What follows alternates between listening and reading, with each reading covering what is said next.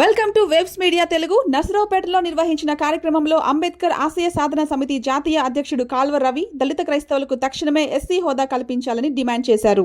ఈ సందర్భంగా ఆయన మాట్లాడుతూ ఎస్సీ హోదా ద్వారా మాత్రమే దళిత క్రైస్తవులకు రాజ్యాంగబద్ధ హక్కులు పూర్తిగా అందుతాయని తెలిపారు. వారి హక్కుల సాధన కోసం అందరూ ఏకమై పోరాడాలని పిలుపునిచ్చారు. అంబేద్కర్ ఆశయాలకు అనుగుణంగా అణగారిన వర్గాల అభివృద్ధికి ప్రభుత్వం చర్యలు తీసుకోవాలని కోరారు. ఈ కార్యక్రమంలో సమితి సభ్యులు, ఇతర నాయకులు పాల్గొన్నారు.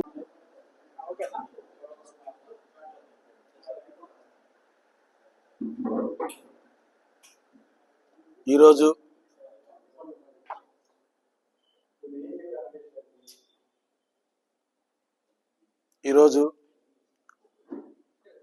విలేకరుల సమావేశానికి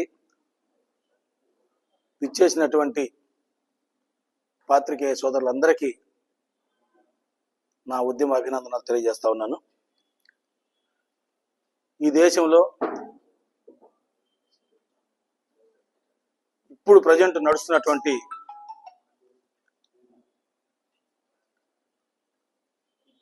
ఎస్సీలు చర్చిలకి వెళ్ళిన లేదు, ఎస్సీలు క్రైస్తవ మతాన్ని స్వీకరించిన ఎస్సీ హోదాని రిజర్వేషన్ ఫలాలను రద్దు చేయటం అనే అంశం పైన నడుస్తూ ఉంది. రెండోది, మేము ఒకటి డిమాండ్ చేస్తూ ఉన్నాం. దళిత క్రైస్తవుల్ని ఎస్సీ జాబితాలో చేర్చాలి అనే ఒక డిమాండ్ని మేము తెర మీద తీసుకొస్తున్నాం. ఇది లోతుగా అధ్యయనం చేస్తే క్రైస్తవులు ఎస్సీ హోదాలకు రారని చెప్పని, రిజర్వేషన్ ఫలాలు అనుభవించడానికి హక్కు లేదని చెప్పని 1950 సంవత్సరంలో రాష్ట్రపతి ఒక ఆర్డినెన్స్ ఇవ్వడం జరిగింది.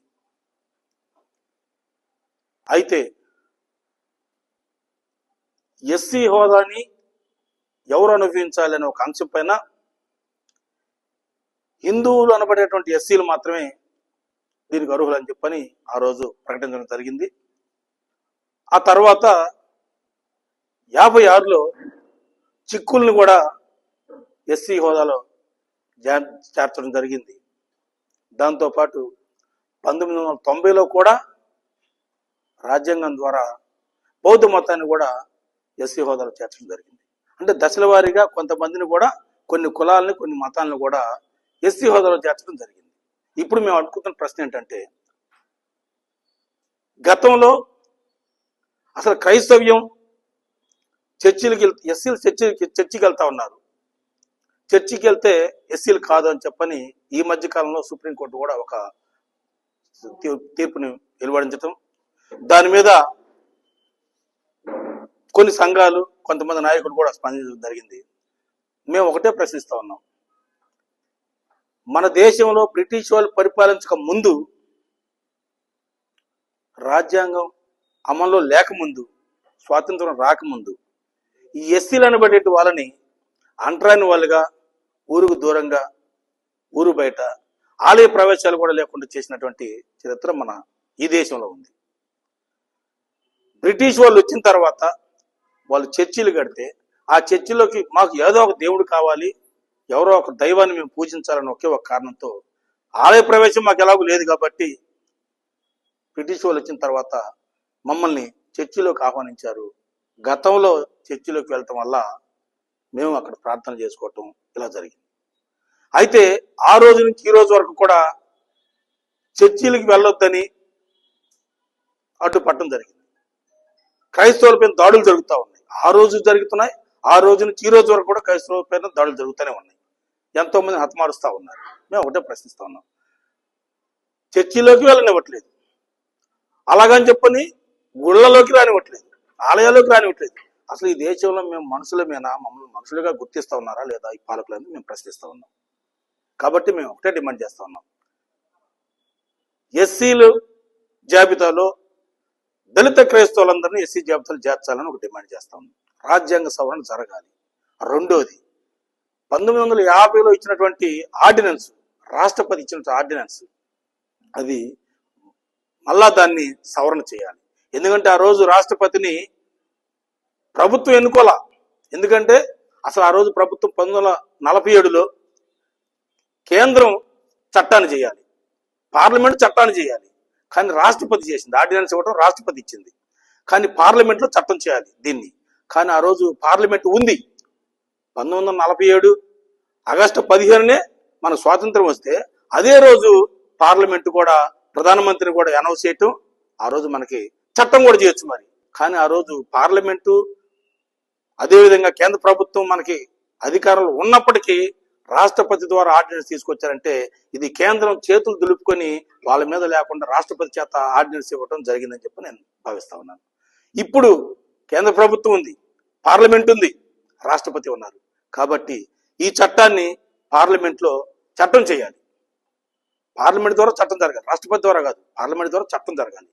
కాబట్టి సుప్రీంకోర్టు కూడా కొన్ని పరిధులు ఉన్నాయి.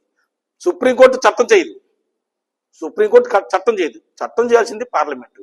కాబట్టి ఆ పార్లమెంట్లోనే దళిత క్రైస్తవులకి ఎస్సీ హోదా కల్పించాలని చెప్పని మేము డిమాండ్ చేస్తాను. ఆంధ్ర ఎంఆర్పిఎస్ మరియు అంబేద్కర్ ఆశయ సాధన తరఫున మేము డిమాండ్ చేస్తాను. ముఖ్యంగా రెండోది,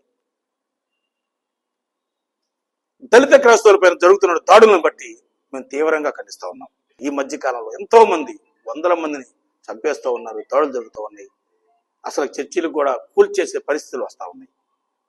మేము కోరుతా ఉన్నాం, దళిత క్రైస్తవులకి ఎస్సీ హోదా కల్పించడంతో పాటు దళిత క్రైస్తవులపై జరుగుతున్న దాడులకు మేము ఎస్సీ ఎస్టీ అట్రాసిటీ యాక్ట్ కూడా దళిత క్రైస్తవులకు వర్తించే విధంగా చట్టం తీసుకురావాలని చెప్పి మేము డిమాండ్ చేస్తాను. ఎందుకంటే ఈ మధ్యకాలంలో క్రైస్తవులు సేవకులు కానీ, క్రైస్తవులు కానీ, పాస్టర్లు కానీ ఏ ఒక్కరు పోయి కూడా ఇతరుల మతాలని తిట్టడం కానీ లేకపోతే వాళ్ళపై దాడులు చేయడం కానీ ఎక్కడ కూడా లేదు, చరిత్రలో లేదు అది. ఎందుకంటే క్రైస్తవ మతం అనేది శాంతియుతమైనటువంటి మతం. కానీ అలా కాకుండా ఈరోజు క్రైస్తవులపై దాడులు జరుగుతూ ఉన్నాయి, దాన్ని మేము ఖండిస్తూ ఉన్నాం. కాబట్టి వాళ్ళకి రక్షణగా, క్రైస్తవులకి రక్షణగా, దళిత క్రైస్తవులకి, పాస్టర్లకి, సేవకులకి అందరికీ కూడా ఒక రక్షణ చట్టం కావాలి. అందుకనే దానిపైన ఎస్సీ ఎస్టీ అట్రాసిటీ యాక్ట్ కూడా వాళ్ళకు వర్తించే విధంగా చట్టం తీసుకురావాలని చెప్పని మేము డిమాండ్ చేస్తా ఉన్నాం. ఇకపోతే మూడో విషయం, ఈ మధ్యకాలంలో కృష్ణమాది గారు కూడా దీనిపైన స్పందించారు, మందకృష్ణ కూడా. మేము కూడా పూర్తి స్థాయిలో స్వాగతం పలుకుతాం. ఆయన మాట్లాడిన ప్రతి మాట కూడా అక్షరాల నిజం. అయితే మేము ఒకటే తెలియజేస్తున్నాం, ఆయన దళిత క్రైస్తవుల కోసం పోరాటం చేయటం వల్ల దళిత క్రైస్తవులకి ఇంకా కొంచెం బలం పెరిగింది. దాంతో మేము కూడా ఆయన పోరాటం పూర్తి స్థాయిలో మేము కూడా మద్దతు తెలియజేస్తాం, ఖచ్చితంగా తెలియజేస్తా ఉన్నాం. రెండోది, ఆయన ఈ ప్రాంతంలోకి రానేమో అని కొంతమంది మాట్లాడచ్చు, అవన్నీ మేము వ్యతిరేకిస్తాం. ఎందుకంటే ఈరోజు సమస్య మీద ఆయన పోరాడుతూ ఉన్నాడు కాబట్టి ఆయనకి మేము కూడా మద్దతు ఇస్తాం. ముఖ్యంగా కృష్ణమాది గారు కూడా మేము కూడా తెలియజేస్తా ఉన్నాం, క్రైస్తవ్యం అనేది పార్టీలు కాదు, కులాలు కాదు, దైవం. కాబట్టి ఏ పార్టీ మీదైనా సరే మీరు స్పందించాలి. ఒక కాంగ్రెస్ పార్టీ కాదు, బీజేపీ కాదు, తెలుగుదేశం కాదు, జనసేన, ఏ పార్టీలైనా సరే క్రైస్తవ్యానికి వ్యతిరేకంగా ఉన్నటువంటి పార్టీలు అన్నిటి మీద కూడా మనం స్పందించాలి. దానిపైన కూడా మీరు పోరాడాలని చెప్పని మేము తెలియజేస్తాం కృష్ణమాది గారికి. మూడోది, ఈ మధ్య కాలంలో అద్దంకి రంజిత్ తోఫీర్ గారు దళిత క్రైస్తవుల్ని ఎస్సీ జాబితాలు చేర్చాలని ఒక డిమాండ్ని తెర మీదకి తీసుకొచ్చి 1,00,000 సంతకాల సేకరణ చేయటం, దానిలో భాగంగా దీన్ని పార్లమెంట్ కూడా ఇది పంపించాలని చెప్పని 1,00,000 సంతకాల సేకరణ రంజిత్ తోఫీర్ గారు ఒక కార్యక్రమం తలపెట్టారు. దానికి కూడా ఈ రాష్ట్రంలో ఉండబడే ప్రజలు, ఈ రాష్ట్రంలో ఉండబడే దళిత క్రైస్తవులు, అదేవిధంగా ఎస్సీలు, నేను అందరికి తెలియజేసినట్టు ఏంటంటే దళిత క్రైస్తవుల సమస్య ఒకటే కాదు ఇది. ఈ స్టేట్లో, ఈ దేశంలో ఉన్నటువంటి ఎస్సీలందరి సమస్య ఇది. ఎస్సీల్ని చర్చిలోకి రానియొద్దు, లేకపోతే ఎస్సీ చర్చికి వెళ్తే ఎస్సీ హోదా పోతుంది అంటే అది అందరికీ వర్తించేటువంటి సమస్య. ఇప్పుడు మనం ఒకటే డిమాండ్ చేస్తాం, ప్రభుత్వాన్ని కానీ, నాయకుల్ని కానీ,